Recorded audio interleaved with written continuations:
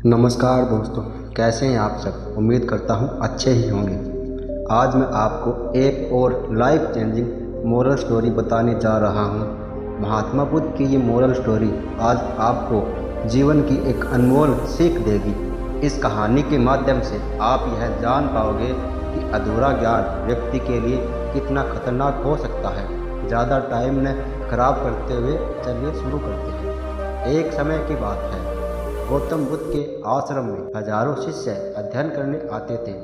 जब भी कोई शिष्य गौतम बुद्ध से ज्ञान प्राप्त कर लेता था तो उसे महात्मा बुद्ध किसी दिशा में लोगों को जागरूक करने तथा शिक्षा देने के लिए भेज दिया करते थे। बुद्ध का एक शिष्य उनके आश्रम में लगभग 6 सालों से रह रहा था। वह शिष्य महात्मा बुद्ध के पास आया और उसने महात्मा बुद्ध से पूछा, मुझे यहाँ आए हुए लगभग 6 साल हो गए हैं। मेरे बाद कितने शिष्य यहाँ पर आए? उनमें से सभी शिष्यों को आपने ज्ञान देने के लिए किसी न किसी दिशा में भेज दिया, लेकिन मुझे अभी तक नहीं भेजा। आखिर ऐसा क्यों? क्या मुझे आपका ज्ञान प्राप्त नहीं हुआ है? बुद्ध मुस्कुराए और बोले, यह तो तुम्हें खुद ही समझना पड़ेगा कि मेरा ज्ञान तुम्हें प्राप्त हुआ है या नहीं। शिष्य बोला, हे बुद्ध, आपने इन 6 सालों में मुझे जो उपदेश दिया है वह मुझे सब याद है। आपकी बताई हुई एक एक बात मुझे सब याद है। आप कुछ भी मुझसे पूछ सकते हैं, मैं हर प्रश्न का उत्तर देने के लिए तैयार हूँ। आप मुझे एक मौका तो दें ताकि मैं किसी भी दिशा में जाकर लोगों को अपने ज्ञान के बारे में बता सकूं। इस पर बुद्ध ने बोला कि ज्ञान की बात को याद रखने से कोई फ़ायदा नहीं है। जब तक तुम उस आदत को खुद नहीं अपनाओगे तब तक लोगों को सही शिक्षा नहीं दे सकते। यह सुनकर शिष्य ने कहा, जो भी हो, कृपा करके मुझे एक मौका ज़रूर दे। आप मुझ पर भरोसा रख सकते हैं। मैं सभी को अपने ज्ञान से प्रभावित कर सकता हूँ।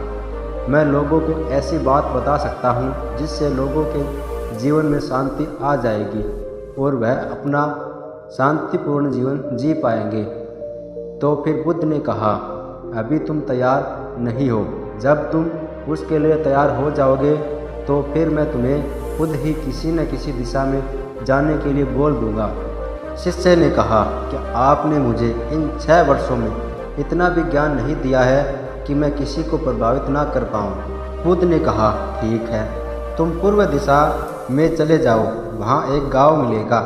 वहाँ से भिक्षा मांग कर लाना और अपने ज्ञान से लोगों की मदद करना। कल सुबह तुम वहाँ अकेले जाना और शाम को आकर मुझे बताना कि तुमने लोगों की सहायता कैसे की। शिष्य यह बात सुनकर बहुत खुश हुआ और आशीर्वाद लेकर चला गया। वो रात भर ज्ञान समेटता रहा और मन ही मन सोच रहा था कि मैं वहाँ ज्ञान का ऐसा छाप छोड़ूंगा कि वहाँ के लोगों के साथ साथ महात्मा बुद्ध भी मुझसे प्रभावित हो जाएंगे। सुबह उठकर वह महात्मा बुद्ध को प्रणाम करने गया और उन्हें प्रणाम करके वह पूर्व दिशा की ओर निकल गया। शाम को जब वापस आया तो बुद्ध ने देखा कि शिष्य के माथे पर चोट लगी है और खून बह रहा है। बुद्ध ने उसे पट्टी की और पूछा, तुम्हें चोट कैसे लगी? शिष्य ने कहा, वहाँ के लोग बेहद ही दुष्ट हैं, उन्हें जरा भी बुद्धि नहीं है। मैं उस गांव में भिक्षा लेने गया पर किसी ने मुझे भिक्षा नहीं दी। सब मुझे वहाँ गालियाँ दे रहे थे। एक व्यक्ति ने भिक्षा तो दी लेकिन नीचे फेंककर और कहा, इसे उठा लो। मैंने उन्हें काफ़ी समझाया लेकिन मेरी बात सुनने को तैयार नहीं हो रहे थे।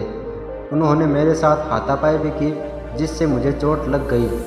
आप मुझे दूसरी जगह भेजिए जहाँ के लोगों में ज्ञान तो हो पर वो इस तरह का ना हो। बुद्ध शिष्य की बात सुनकर मुस्कुराए और बोले, अगर दूसरे गांव में भी ऐसे लोग ही होंगे तो तुम क्या करोगे? शिष्य ने कहा, हे बुद्ध, मैं ऐसे लोगों को ज्ञान नहीं दे सकता। वह लोग अज्ञानी हैं, उन्हें कौन समझाए? बुद्ध ने कहा, वह लोग अज्ञानी नहीं हैं बल्कि ज्ञानी हैं। उनके पास बहुत ज्ञान है परंतु उनके पास खुद का ज्ञान है। अगर तुम किसी दूसरे के ज्ञान को चोट पहुंचाओगे तो वह कुछ तो कहेंगे ही। तुम्हें ऐसे लोग हर जगह मिलेंगे तब तुम अपने ज्ञान को उन्हें कैसे दोगे? बुद्ध ने कहा, आज तुम आराम करो, शाम को मेरे पास आना। शिष्य बुद्ध को प्रणाम करके वहाँ से चला गया।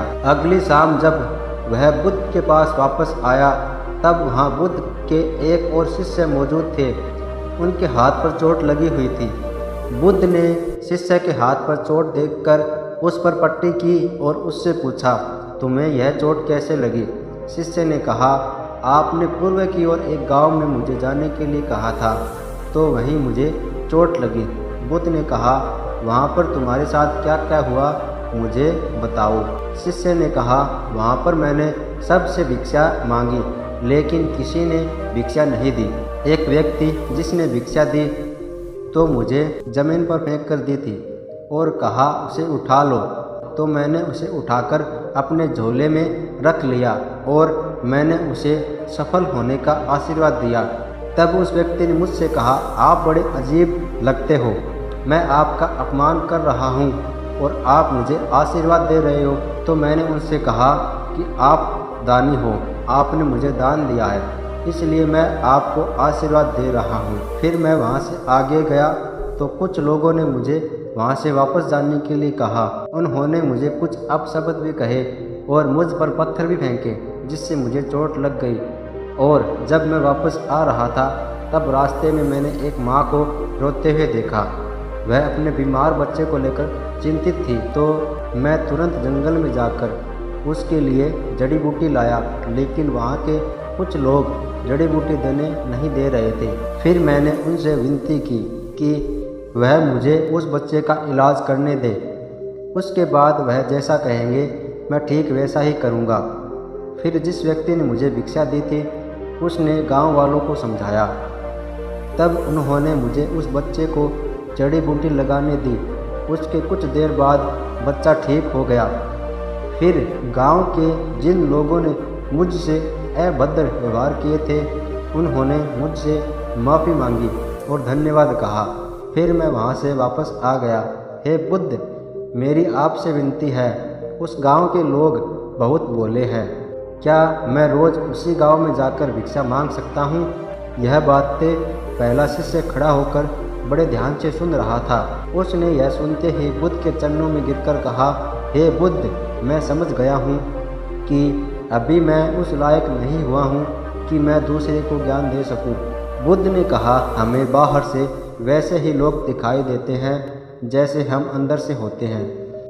जब तक स्वयं को नहीं बदल सकते तब तक किसी को नहीं बदल सकते।